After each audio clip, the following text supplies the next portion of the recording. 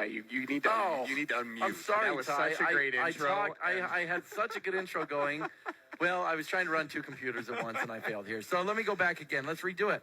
I'm joined right now by senior Seth Uhrich, Tyler, and I'm really excited for this interview. He's a senior on the Wasatch High School golf team, a captain, and he had one of the greatest tournaments this week that I've seen as far as clutch performances is how I want to phrase it. Qualified for the state tournament, knew coming in he had to have a big round to make up a lot of strokes, and he did that very thing. It was so awesome to watch, and so we have him coming in to join us today, and it'll be a lot of fun to talk to him. Seth, thanks for taking a little bit of time to jump in and talk to us this morning. Well, thanks for having me on. You ever done anything on the radio or TV interviews or anything like that before? Can't say I have. Nope. I got to get a handle over here on this computer. Tyler, I'm falling apart on this for a minute. It's music's coming back on. All right, Seth. So what we like to do is we like to just get to know the athletes around Wasatch High School, and certainly one of the standout athletes of the fall yourself and playing golf. And so let's just start. Why golf? How did you get into golf? What was it that brought you in that direction? I think a big reason I played golf, so neither of my parents have ever really played golf at all, but my grandpa kind of got me into it. So he got me a set of clubs off KSL for like $35. It was a set of like women's irons from a company I've never heard of. He just kind of got me into it right before my freshman year, and I just kind of started. So that's incredible. Right before your freshman year is when you started golfing. Yeah, so a lot of right people start golfing when they're really young. You've golfed. In fact, I've seen some funny stories. You've golfed with some very serious golfers around the high school ranks, and they start young and they get pretty serious into golf. That's not probably what you would categorize yourself, right? As a freshman, I'm a little bit familiar with this story, but when you tried out for golf, what was that experience like as a freshman? So my freshman year, I came in dead last in tryouts. I shot 118, which is like quadruple. On 18 holes. Yeah, on 18 holes there, right? Yes. Quadruple bogey golf. I had, honestly, like, no idea what I was doing. I think I learned the drop rules and all that, like, at tryouts because I had no idea how it worked. And I just kind of thought it'd be fun to try because I was having fun, going to the range and playing with my buddies. So you went from 118, but then as a senior, I shot. So my freshman year tryout was a 118, and my senior year tryout was a 78. 78. So that much improvement in just a couple years. Tyler, you could learn a thing or two here. That's what I was just going to ask him. Is was it just a matter of playing a lot? Did you get lessons between now and then? Like what would you? I have never taken an official golf lesson from any golf pro or golf teacher. Everything as I've learned has come from my grandpa giving me tips or YouTube videos. So I basically molded my swing off of YouTube videos. Yeah. Do you think that helps because you are a little more relaxed? Like it's something I've talked to you about, and it's something that I admire in your golf game. That you're very relaxed, you're very chilled out there. It's hard to get you rattled. Do you think that helps you as far as learning the game of golf? Like you don't take yourself too seriously. Yeah, well, you'll notice a lot of kids out on tournaments. It's mental. They have one bad shot. You hit a tree, you duff the ball, and then they lose it. And I think that costs a lot of kids a lot of strokes. And I have nothing to lose. I'm out there. I taught myself. I don't have some crazy expectation from my family. I'm just out there playing for fun, playing because I love the game. So what do you look up when you're looking up stuff on YouTube to try to help you? Like what are you looking for? What kind of thing do you hunt for? So I picked one guy that I just liked. His name is Rick Shields. I just watched his videos and I basically molded my swing after him and just kind of. My mom would take me every day freshman year for practice. My mom would drop me off at 3, and I'd come home when they closed the course at 7:30. So I'd be there, 4 or 5 hours every single day just practicing. And then it just kind of went from there, just figuring it out and trying different things. So maybe there isn't hope for you, Tyler, because you don't have that kind of commitment to go spend at the golf course over there like that with Seth. Still trying to get my daughter involved, but she had a pretty good time at the cheer camp this week, and so I think I've lost that battle there. Seth, what do you kind of hang your hat on, or when people were to ask you, what's the best part of your game? Is it off the tee? Is it the irons, putting? Do you kind of hang your hat on one thing in particular, or is it just kind of across the board? I think it kind of changes across the board, but I know this week at the Oaks, my irons and short wedges were pretty on. I had, 7 or 8 birdie looks at birdie just throughout rounds. I had 3 or 4 tap-in birdies from 130 yards that I just put. The greens at the course were pretty near impossible, so yeah, those were tough greens. Yeah, putting it as close to the pin was pretty much the only way to go. Yeah, in fact, I want to talk about that tournament for a minute, and I'll set it up for our listeners that maybe didn't know. coming into that tournament, in fact, before we get there, we're going to have to go back to his story here as well. But to set it up, coming into that tournament, you knew you had to make up probably at least 5 or 6 strokes was the reality of it to qualify for the state tournament. They take 12 individual placers from region, and you were sitting around 13th and 14th. Yeah, I think I was 14th. So you knew you had to make up a little bit of ground, and the Oaks is a tough course, tough greens, and it was. When we say tough greens, Ty, they're tiered greens over there as well, and so you've got different levels, and there's multiple holes there where you just can't get it to stay on the front of the green. It will roll off almost no matter what. If you hit a putt going downhill and you don't hit the cup, it's going off the green the way they had the pins placed. So I was looking at Seth with about, I think you only had 2-3 holes left, and you had a moment on one of those tiered greens, right, where you had to chip up 3 times, if I remember right? You chipped and it hit and rolled back to you. And I then had it on in 2 and came out with a 7. So, and that was coming down the wire. You were having an had 2 awesome holes left, round. And you were paced for being in the 70s. And then you followed that up with an absolute clutch birdie. You hit it within about 2 feet of the pin, I think, coming in on your approach shot, and then got a birdie there. I'm curious in that, and you've already alluded to it a little bit, but to me, that's so clutch because you're playing in a tournament situation where it's much more serious than just out there regular golfing with your buddies, right? Now you're coming down to literally the potential final holes of your high school career, and you're coming off a triple bogey, and you know you got to score well to get into the state tournament, and you clutch up and hit it within 2 feet of the pin. I'm just wondering what's going through your mind, and how do you stay calm enough to be able to do something like that? What was the thought process and the sequence there for you? Well, I was pretty nervous. I mean, as I should be. Your hands are shaking. You're getting a little tense. But I think I knew that. I mean, you got to hit the shot, so you might as well make it a good one. So just that easy, huh? Yeah. I know hundreds of golfers that would be listening right now saying it's not that easy. It's just I would hit that ball into the water or whatever it is at that point.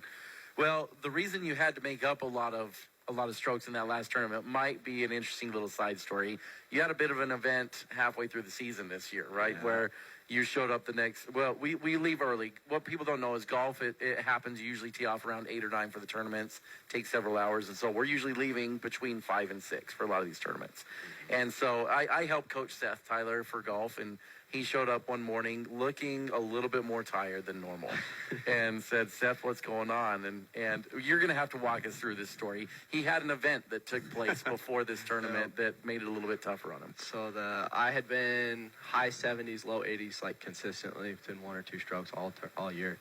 And I got into a car accident the night before Timpanogos. So I got 2 hours of sleep, showed up at 5:30 a.m. for the next day's tournament. I went to play Timpanogos, and I had kind of a come apart. I held it together enough, but it wasn't my best work. I shot an 88, and I lost probably 6 strokes on that round. So that's why the Oaks was a big tournament for me, was trying to get those strokes back down to come in at number 5. That car crash got him a little bit, and it was funny on the way down because everyone else was sleeping, and I remember asking you, why aren't you sleeping? And you're like, I can't sleep or something like that. And it was going off 2 hours of sleep. You're like, I'll just make it work. Whatever happens, I'll make it work over here. Now cars are a big deal for some high schoolers. For me, I never really had that good of a car, and I showed it. I think I hit 3 people in high school driving. I was not a very good driver. Was this also an emotional thing, losing your car? What type of car? It was my grandpa Jerry's 1991 Ford Bronco that he gave me. Oh, there we go. So it's getting fixed. It'll be back in about 2 weeks. But it was a little bit of a sad night for me. I think you're saying that a little bit more gentle than it was. I'm not sure Seth loves anything in life more than that Bronco, based on what I've heard up here. Right? Yeah. You spent a lot of time working on that car, haven't you? On it, yep. But you said it may work out to your benefit, this accident, that you're getting some parts and paint jobs done that you otherwise would not have had, right? They're painting the corner that didn't have paint on it anyway. So. And as far as the car is concerned, you've made sure to make this one clear. This is not the O.J. Simpson type Bronco, right? This is a different type of Bronco. It's a little bit older, yeah. Yeah, but you're not going to let that go. I think actually the term you used is it's technically a vintage car. Is that correct? Yeah, it's considered a vintage vehicle with its plates and everything, so. Well, Seth, it's fun watching you golf. It's especially fun watching that clutch performance. And now you turn your attention to the state tournament. which will be happening in the first couple days of fall break. So while everyone else is, going on fall break, you're going to get to go compete in the state tournament. And you're going down to Ochre Hills. That's where it's happening, which is a course you've played this year. What are your thoughts as you turn your attention towards the state tournament and going to compete at Ochre Hills?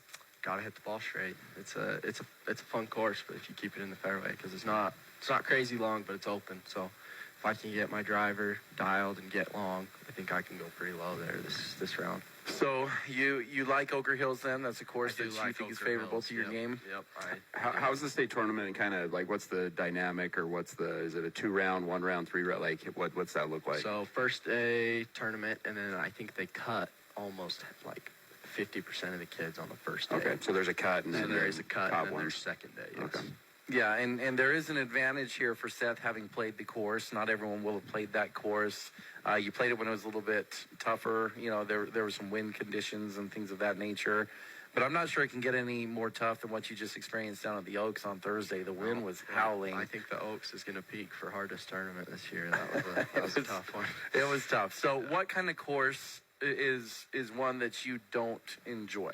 You've got your link styles, you've got trees kind of like up at Wasatch Mountain. What's the one that you look at and you're like, I don't like that type of course? Gladstone and the Oaks are both very similar courses, and I don't like either of them. I struggled at both of them just because the greens are pretty near impossible. I mean, you'll be on and 2 and off before you even think about it. I mean, that hole I made a 7. I went on and 2, rolled off the front, putted back, went back off the front, putted up way too far on the 3rd tier, then had to come back down. Like, it's just, if you're not, in that 5-foot middle tier, you're 3 or 4 putting without question.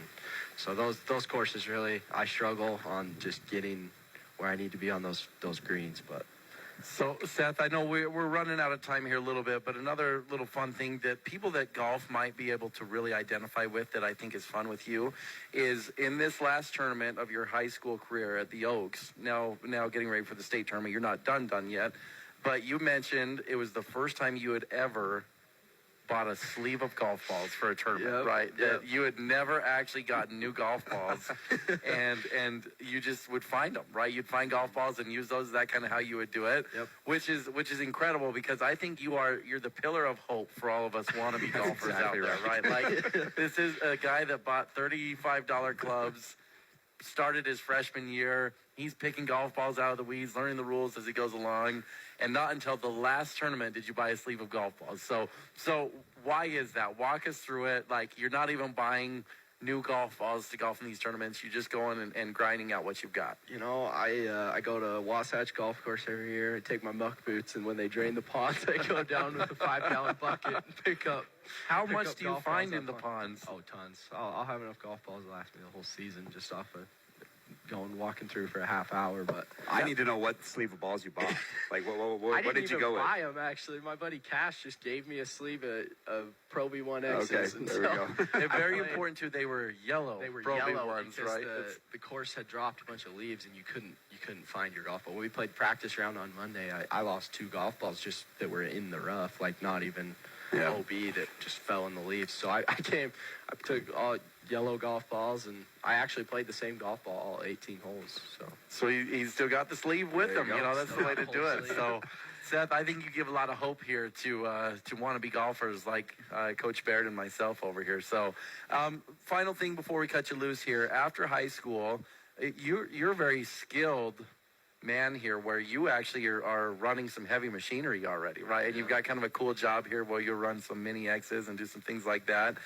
What are your plans after high school? Do you want to get into construction? Are you planning on going to college? What do you think you want to do after it's all over? So right now I was on track to graduate early, so I'll be going to MTech to get my welding degree. And then as soon as I graduate, my plan is to serve an LDS mission. And then I'm going to go to Utah State and weld while I go to Utah State. And that welding degree is a pretty cool thing. The MTech, I think, if I remember correctly, they're going to pay for a lot of your materials, and you've got a nice job connection set up with them after. Is that correct? Yep, I do, yeah. So it's a good option to go learn a trade and a skill like that, and then you're going to continue by going on to Utah State as well as what you're saying. So. Well, Seth, I know we're really pulling for you. We wish you the best of luck in the state tournament. Hopefully you play with that same one yellow Pro V golf ball the whole time for the 2 days up there and have yourself a great tournament. We appreciate you coming in and taking the time to talk with us. Thanks for having me on. That's a Wasatch High School golf captain, Seth Uhrich, there doing a good job as far as leading the team this year. And a fun story, progressing from shooting 118 his freshman year to then shooting 78 in his senior year of the qualifier. We'll be back in just a minute.